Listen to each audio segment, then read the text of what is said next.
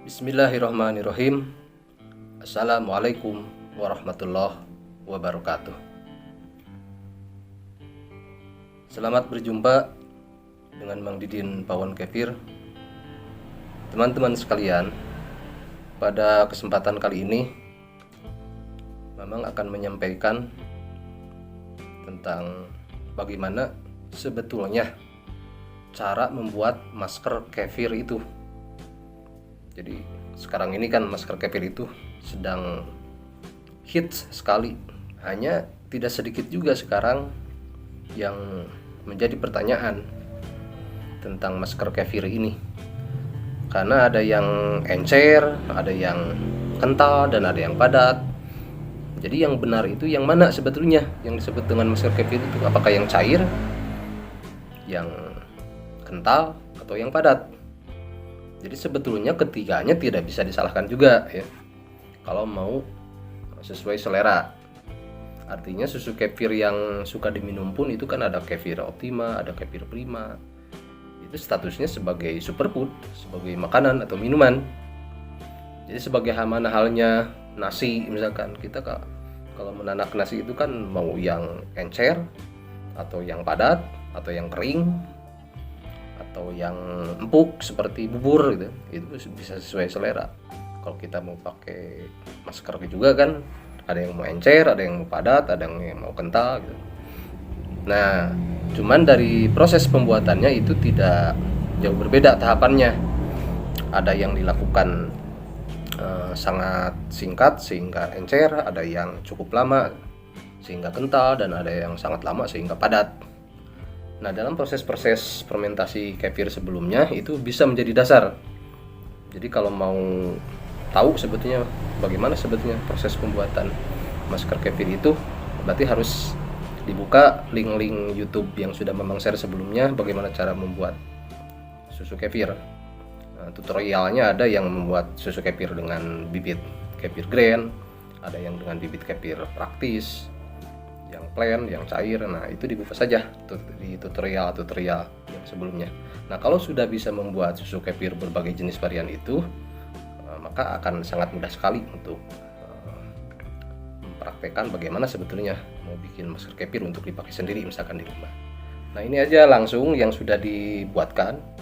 Jadi ini adalah hasil fermentasi susu segar dengan bibit kefir ya. Nah, ini bisa dilihat lebih dekat. Di bawah ini ada whey yang bening itu, di atasnya ada curd yang kental. Nah, curd itu apa sebetulnya? Jadi kalau melihat daripada definisi di berbagai literatur, bahwa curd itu adalah gumpalan dari susu, gumpalan dari protein kasein susu. Nah, gumpalan dari kasein protein susu itu yang di atasnya itu yang putih. Nah, kalau yang di bawah itu whey, cairan beningnya, kadar airnya ya. Nah, kalau curd ini gumpalan kasein protein susu ini disaring dengan kain saring, itu menjadi kental, dan itu bisa disebut sebagai krim ya, sebagai sediaan setengah padat ya, atau semi padat.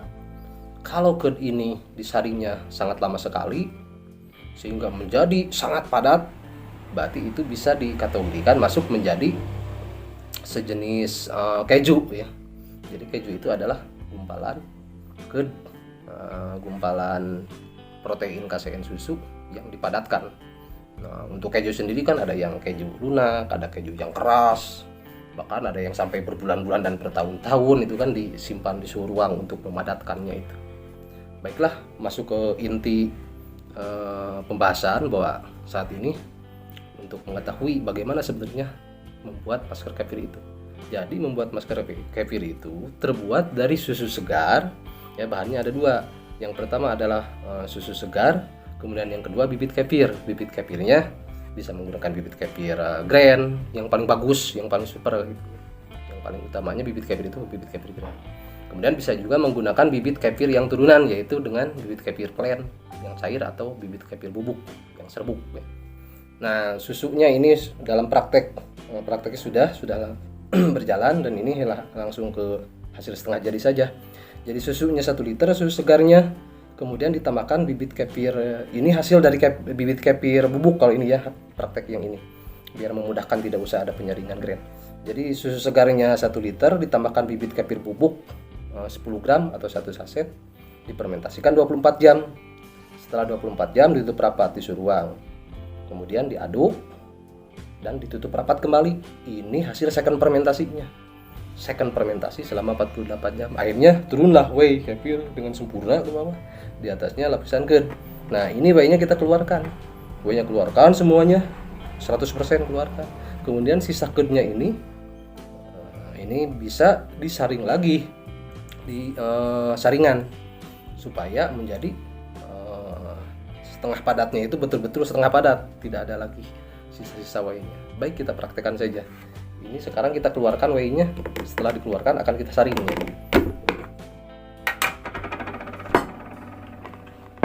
Nah, proses seperti ini, makanya perlu memiliki fermentor yang ada kerannya itu, dan sudah dibuatkan kan tutorialnya ya. Ini kita buka saja kerannya untuk mengeluarkan whey.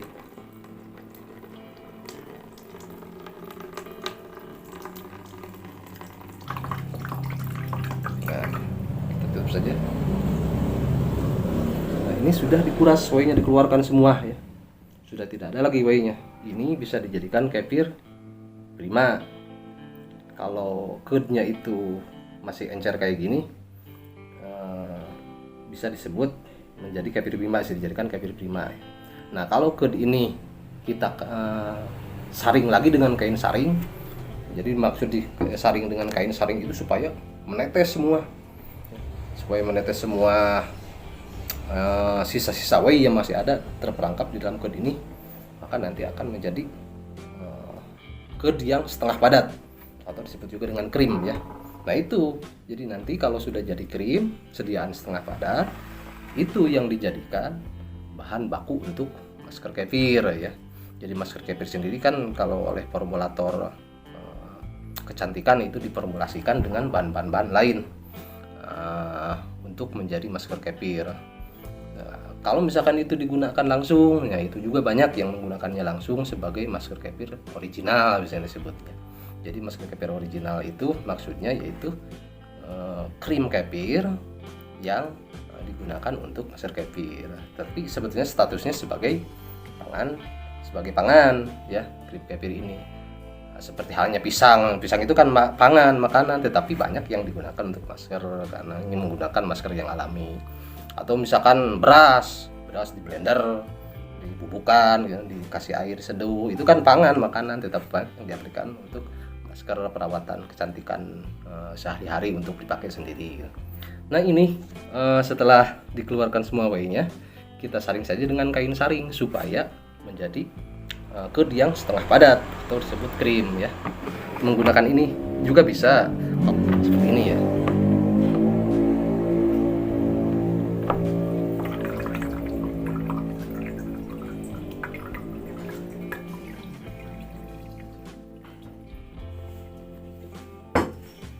Nah ini sudah kalau sudah dimasukkan sudah menetes semua whey-nya. Lebih bagus lagi kalau pakai kain saring, dikasih alas kain saring ya, supaya nanti sediaan setengah padatnya itu betul-betul tidak ada yang terbawa ke bawah. Nah ini bisa dilihat teksturnya sangat kental, dan ini kalau sudah dimasukkan ke saringan ini tinggal disimpan saja di chiller atau di kulkas bagian bawah sampai betul-betul menjadi setengah padat dan tidak ada lagi whey yang menetes.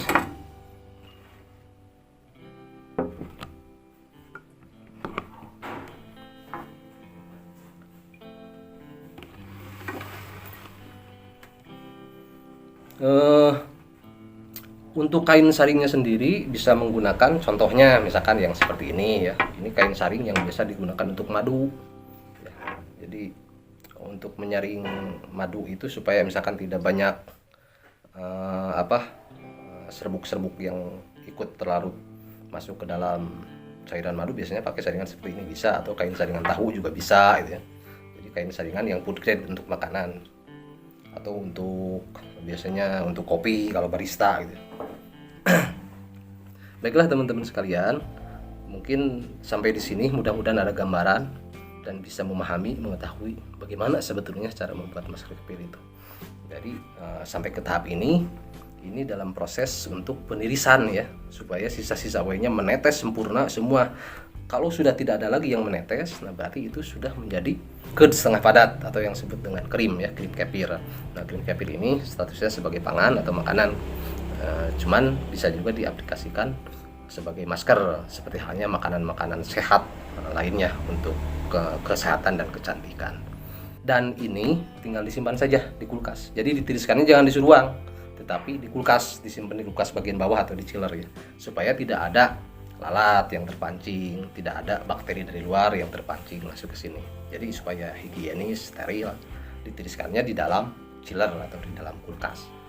Seperti itu cara pembuatan masker kefir itu, dan teman-teman juga bisa membedakan antara curd kefir, kemudian krim kefir, dan masker kefir itu dalam penjelasan barusan. Mudah-mudahan cukup jelas dan manfaat.